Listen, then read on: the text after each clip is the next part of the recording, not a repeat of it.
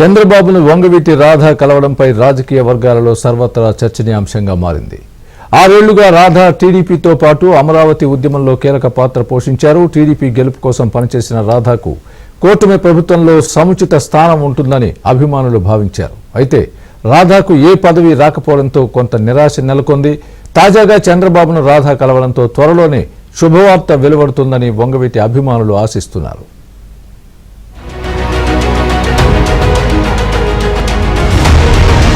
వంగవీటి రాధ కాపు సామాజిక వర్గాల్లో ఒక ట్రెండ్ సెట్ గా నిలిచారు. 2014లో వైసీపీ నుంచి పోటీ చేసిన రాధ ఓడిపోయారు. ఆ తర్వాత విజయవాడ సెంట్రల్ నియోజకవర్గం బాధ్యతలు చేపట్టారు.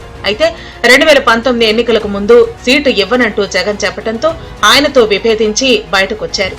ఆ తర్వాత 2019 ఎన్నికల్లో స్టార్ క్యాంపెయినర్ గా ఉంటూ టీడీపీకి ప్రచారం చేశారు. టీడీపీ ఓడినప్పటికీ 5 ఏళ్లుగా పార్టీలోనే కొనసాగుతూ ప్రచార కార్యక్రమాల్లో పాల్గొన్నారు.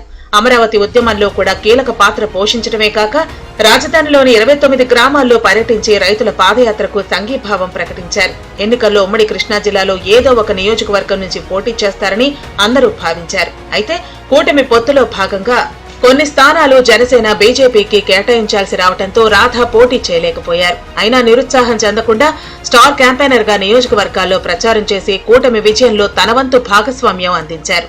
కూటమి ప్రభుత్వం అధికారంలోకి వచ్చిన తర్వాత వంగవీటి రాధకు సముచిత స్థానం దక్కుతుందని అంతా భావించారు.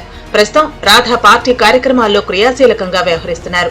ఇటీవల నారా లోకేష్ కూడా వంగవీటి రాధ నివాసానికి వెళ్లి ఆయన్ను పరామర్శించారు. ఈ భేటీలో రాధకు ప్రాధాన్యత ఇవ్వాలంటూ లోకేష్ ను విజ్ఞప్తి చేశారు.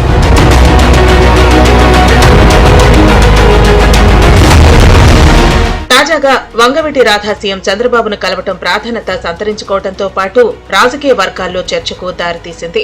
మరోపక్క నాగబాబుకు కేబినెట్ లో చోటు దక్కటం, చంద్రబాబును రాధ కలవటం చర్చనీయాంశంగా మారింది. రాధకు ఎటువంటి స్థానం కల్పించాలనే దానిపై టీడీపీ అధిష్టానం ఆచితూచి అడుగులు వేస్తోంది. త్వరలోనే రాధకు సంబంధించి ఒక శుభవార్త వస్తుందని ఆయన అభిమానులు ఎదురు చూస్తున్నారు. ఈ పరిణామాల నేపథ్యంలో ఈ నెల 26న వంగవీటి రంగ వర్ధంతి వేడుకలను ఘనంగా నిర్వహించేలా వంగవీటి అభిమానులు సిద్ధమవుతున్నారు.